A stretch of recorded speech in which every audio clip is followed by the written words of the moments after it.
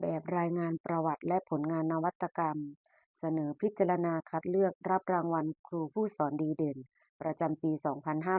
2569 ประเภทครูผู้สอนกลุ่มสาระการเรียนรู้วิทยาศาสตร์และเทคโนโลยีระดับมัธยมศึกษาตอนต้นสังกัดสำนักงานเขตพื้นที่การศึกษาประถมศึกษา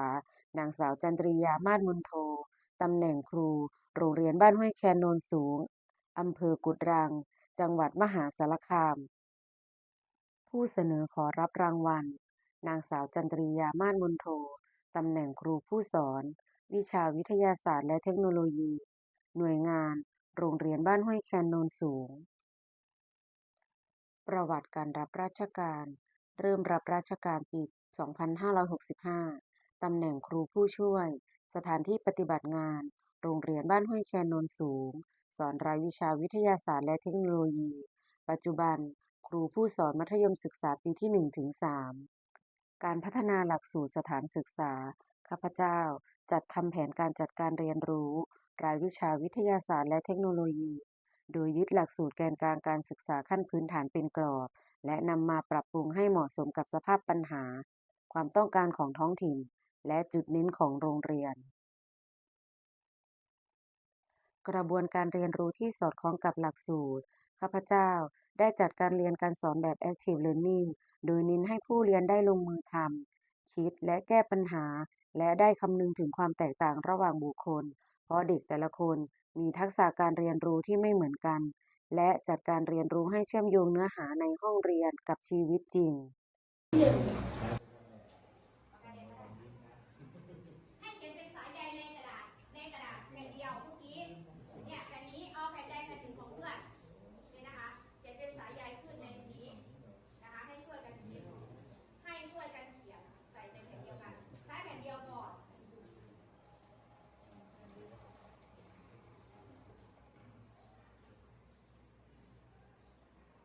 อันนี้ให้อันนี้เขียนเป็นการสร้างสื่อและพัฒนาสื่อการเรียนรู้ข้าพเจ้าได้สร้างและพัฒนาสื่อการสอนเพื่อให้นักเรียนได้เกิดการเรียนรู้ที่แท้จริงและได้ลงมือปฏิบัติในการทำกิจกรรม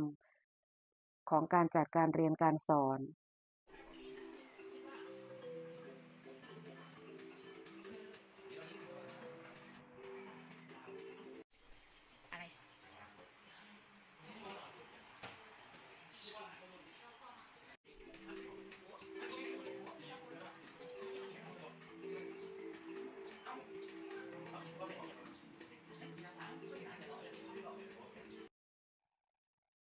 การวัดและประเมินผลข้าพเจ้ามีการวัดและประเมินผลการเรียนรู้ที่หลากหลายเช่นผลงานกลุ่มการนำเสนอผลงานแบบกลุ่มและมีการถามตอบระหว่างการนำเสนอการวัดประเมินผลโดยใช้ใบงานและการวัดประเมินผลแบบรายบุคคลและใช้เทคโนโลยีมาเป็นส่วนหนึ่งในการวัดประเมินผลโดยการใช้แอปพลิเคชันในการทดสอบการพัฒนากิจกรรมพัฒนาผู้เรียนมีการออกเยี่ยมบ้านนักเรียนครบ 100%จัดกิจกรรมเกี่ยวกับวันวิทยาศาสตร์และการเรียนรู้ที่เกิดการเรียนรู้ทางวิทยาศาสตร์โดยการจัดทำโครงงานน้ำยาล้างจานจากมะกรูด รางวัลและผลงานนักเรียนครูผู้ฝึกซ้อมกิจกรรมการแข่งขันทักษะศิลปะหัตถกรรมครั้งที่ 71 ได้รับรางวัลชนะเลิศกิจกรรมวาดภาพลายเส้นระดับชั้นมัธยมศึกษาปีที่ 1 ถึง 3 และได้รับรางวัลเหรียญทองโครงงานวิทยาศาสตร์รางวัลและผลงานของตนเองได้รับรางวัลระดับดีมากการประกวดวิธีปฏิบัติที่เป็นเลิศในการจัดการเรียนรู้เชิงลึก Best Practice Active Learning ประจำปี 2566 ได้รับรางวัลระดับดีรางวัลตามโครงการพัฒนาสมรรถนะการอ่านขั้นสูงสำหรับนักเรียนชั้นมัธยมศึกษาตอนต้นและการพัฒนาศักยภาพความฉลาดรู้ด้านการอ่านความฉลาดรู้ด้านวิทยาศาสตร์และความฉลาดรู้ด้านคณิตศาสตร์ให้พร้อมรับการประเมินพิซซ่าได้รับรางวัลชนะเลิศระดับยอดเยี่ยมประเภทครูผู้สอนดีเด่นกลุ่มสาระการเรียนรู้วิทยาศาสตร์และเทคโนโลยีระดับมต้นโรงเรียนขยายโอกาสเนื่องในงานวันครูแห่งชาติประจำปี 2568 ได้รับรางวัลครูผู้ฝึกซ้อมแข่งขันทักษะศิลปหัตถกรรมกิจกรรมวาดภาพลายเส้นระดับชั้นมัธยมศึกษาปีที่ 1-3 และได้รับรางวัลครุชนคนคุณธรรมระดับดีมากประเภทครูและบุคลากรทางการศึกษาโครงการโรงเรียนคุณธรรมสพทประจำปีการศึกษา 2568 รางวัลสถานศึกษา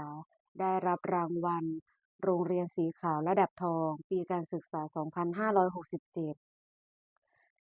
และได้รับรางวัล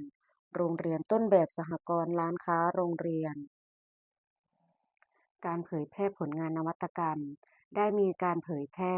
ผลงานการปฏิบัติที่เป็นเลิศในการจัดการเรียนรู้เชิงลึก Best Practice Active Learning โดยการเผยแพร่ให้กับเพื่อนครูที่ได้ทำการศึกษาและมีการขอผลงานเพื่อไปเป็นแนวทางในการจัดทำจบการรายงานประวัติและผลงานนวัตกรรมเสนอพิจารณาคัดเลือกรับรางวัลครูผู้สอนดีเด่นประจำปี 2569 ประเภทครูผู้สอนกลุ่มสาระการเรียนรู้วิทยาศาสตร์และเทคโนโลยีระดับมัธยมศึกษาตอนต้นสังกัดสำนักงานเขตพื้นที่การศึกษาประถมศึกษา